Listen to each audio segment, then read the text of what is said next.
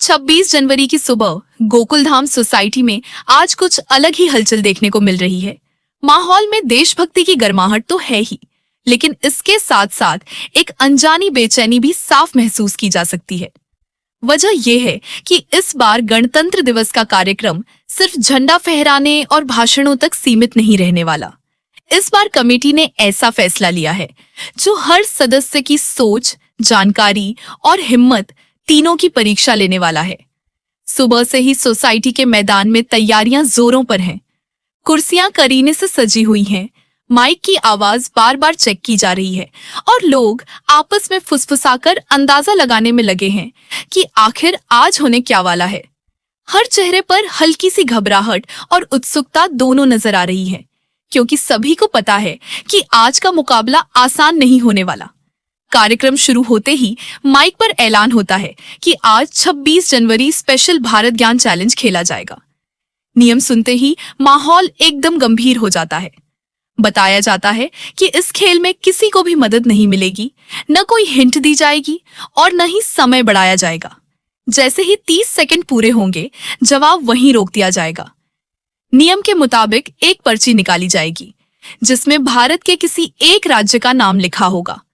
जिसका नाम पुकारा जाएगा उसे तय समय में उस राज्य से जुड़ी 5 सही जानकारियां बतानी होंगी। अगर 5 पूरी नहीं हुई तो सजा तय मानी जाएगी। यह सुनते ही पूरे गोकुलधाम में सन्नाटा सा छा जाता है। जेठालाल हंसी में बात टालते हुए कहते हैं, अरे इसमें डरने वाली क्या बात है, अपने देश के राज्य हैं, सब कुछ तो हमें पता ही होगा। लेकिन उनकी आंखों में छिपी बेचैनी कुछ और ही कहानी बता रही होती है। खेल की शुरुआत होती है और पहली पर्ची निकाली जाती है। सबसे पहले वीर का नाम लिया जाता है। वीर पूरे आत्मविश्वास के साथ मंच पर पहुंचता है और बिना किसी रुकावट के एक एक करके राज्य से जुड़ी 500 बातें गिना देता है। तालियों की गूंज से माहौल हल्का हो जाता है और लोगों को थोड़ा सुकून मिलता है।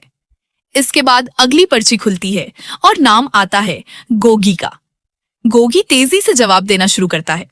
4 बातें तो वह बिना सोचे समझे बता देता है, लेकिन 5वीं बात पर पहुंचते ही उसका चेहरा उतर जाता है। 30 सेकंड की उलटी गिनती शुरू होती है। पूरा मैदान शांत हो जाता है। समय खत्म होता है और फैसला सुना दिया जाता है। गोगी चुनौती पूरी नहीं कर पाया, सजा तय मानी जाती है। यह देखकर बाकी लोग और ज्यादा सतर्क हो जाते हैं।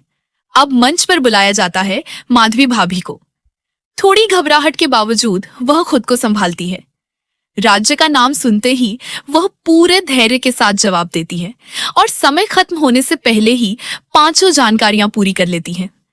तालियों की आवाज फिर से माहौल में जान डाल देती है। इसी दौरान एक ऐसा राज्य सामने आता है जिसकी परंपरा सुनकर सभी हैरान रह जाते हैं। बताया जाता है कि वहां शादी के बाद लड़की की नहीं बल्कि लड़के की विदाई होती है और लड़का ससुराल में रहकर जमाई बन जाता है। यह सुनते ही गोकुलधाम में चर्चा छिड़ जाती है। जेठालाल खुद से बुदबुदाते हैं, अरे बाप रे, ये तो बड़ा अलग सिस्टम है। खेल आगे बढ़ता है और अब बारी आती है अय्यर की। अय्यर पूरे कॉन्फिडेंस के साथ मंच पर पहुंचते हैं। बिना किसी जल्दबाजी के शांत दिमाग से वह 5 बातें सही सही बता देते हैं और आसानी से इस चुनौती को पार कर लेते हैं।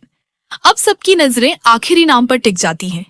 पर्ची खोली जाती है और नाम लिया जाता है जेठालाल। पूरा गोकुलधाम एकदम शांत हो जाता है। जेठालाल मंच पर तो पहुंच जाते हैं, लेकिन इस बार उनका आत्मविश्वास थोड़ा डगमगाया हुआ नजर आता है। राज्य का नाम सुनते ही वह पहली और दूसरी बात किसी तरह बोल देते हैं, लेकिन तीसरी बात पर पहुंचते ही उनका दिमाग जैसे पूरी तरह खाली हो जाता है। 30 सेकंड तेजी से गुजरते हैं। लोग सांस रोककर देखते रहते हैं और जैसे ही समय खत्म होता है, फैसला सामने आ जाता है। नियम सबके लिए बराबर है। जेठालाल 5 बातें पूरी नहीं कर पाए। इसका मतलब साफ है, अब उन्हें भी सजा मिलेगी। जेठालाल का चेहरा लटक जाता है और पूरा गोकुलधाम सोच में पड़ जाता है कि आखिर उनकी सजा क्या होगी। तो दोस्तों, अब असली ट्विस्ट बाकी है। जेठालाल को कैसी सजा मिलने वाली है? क्या वह किसी तरह इससे बच पाएंगे या फिर 26 जनवरी का यह दिन उनके लिए हमेशा यादगार बन जाएगा? इसका खुलासा आगे की कहानी में होने वाला है। लाइक सब्सक्राइब जरूर करना।